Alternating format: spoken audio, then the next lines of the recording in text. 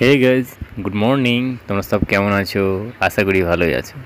তো আজকে তো সকাল সকাল উঠলাম, তো এখন বাজে 6:53। তো আজকে সকালবেলায় সূর্য একটু একটু দেখা দিচ্ছে, কারণ মনে হচ্ছে যে আজকে মেঘলা মেঘলা দিন একটু কাটবে।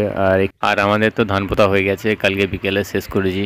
একটা জমি 3 দিন ধরে পুঁতেছিলাম, কারণ এই কদিন বৃষ্টি পড়লো তাই লোক আসেনি, তো আমি নিজে নিজেই পুঁতলাম।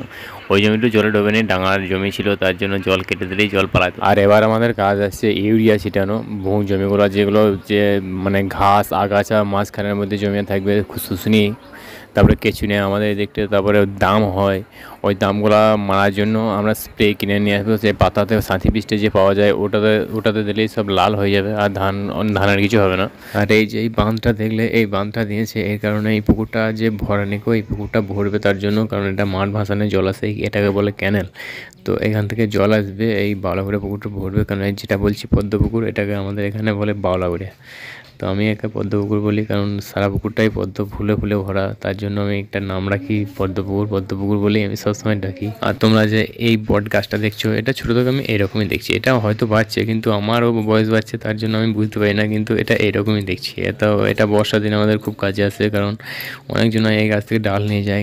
মানে মোটা ডাল কোটাই থাকে, আর যে সরু সরু ডাল দেখতে পাই যেগুলো সব কেটে কেটে এরকম সরু সরু হয়ে গিয়েছে। তো গাইজ, ভিডিওটি লাস্ট পর্যন্ত ওয়াচ করার জন্য তোমাকে ধন্যবাদ। Bye bye, tata.